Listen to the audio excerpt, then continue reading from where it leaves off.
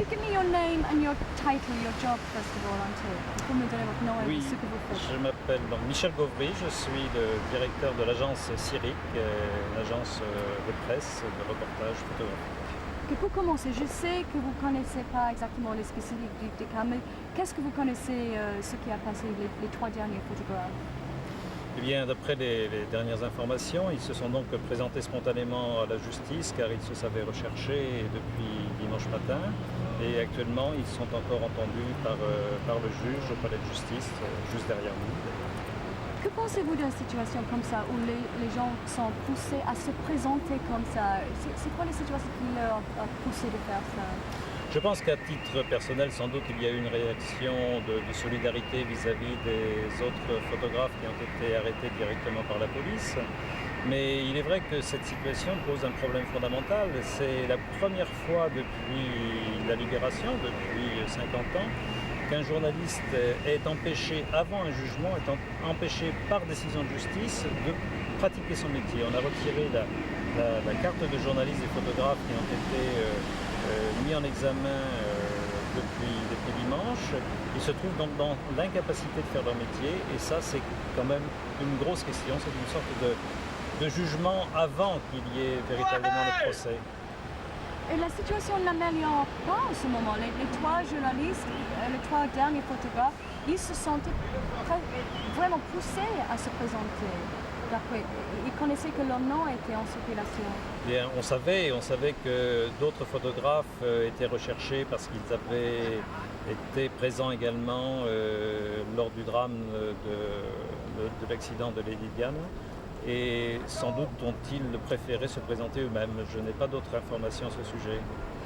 Est-ce que vous croyez, vous craignez que ça peut provoquer une crise de l'ambiance du travail de ce métier en France? Ça va sûrement changer l'ambiance.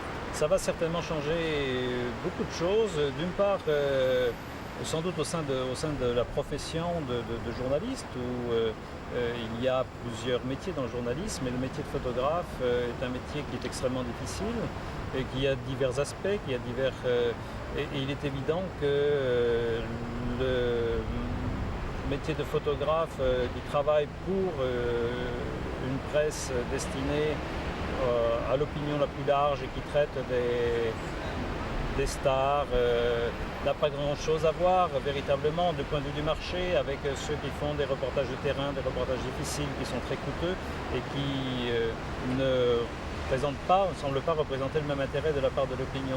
Donc déjà au sein des métiers de l'information, il va y avoir des débats et des discussions. Mais je crois aussi qu'il y a quelque chose d'un peu malsain dans la situation actuelle, dans le rapport qu'il y a entre les photographes et l'opinion. Il y a une ambiguïté terrible. L'opinion publique, les lecteurs d'un journal souhaitent avoir des journaux qui soient très attrayants, qui comportent des images pleines d'émotions, etc. Et on s'aperçoit que cette même opinion, lorsque nous travaillons nous-mêmes dans nos reportages, a une sorte de révulsion vis-à-vis de la prise de vue photographique, ce que n'a pas peut-être vis-à-vis de la télévision, vis-à-vis de l'enquête de texte. Il y a certainement une réflexion à avoir à ce sujet et sans doute que l'émotion de l'opinion n'est pas indifférente à la décision radicale de la justice de prononcer ces mises en examen. Sans doute aussi y a-t-il de la part de la justice la volonté de montrer vis-à-vis d'un pays étranger qu'elle se préoccupe de façon radicale de connaître les circonstances et les causes de l'accident. Qu'est-ce que vous croyez de cette atmosphère en ce moment de blâme? On cherche quelqu'un à blâmer, soit le chauffeur, soit les photographes. Une ambiance qui mène 3 photographes qui n'ont pas arrêté de se présenter. Vous trouvez qu'il y a vraiment une atmosphère où on cherche à blâmer quelqu'un? Sûrement, il faut bien trouver une explication, il faut bien trouver un coupable. On a d'abord pensé au photographe, maintenant il est vrai avec l'analyse du taux d'alcoolémie du chauffeur, on a trouvé un autre coupable.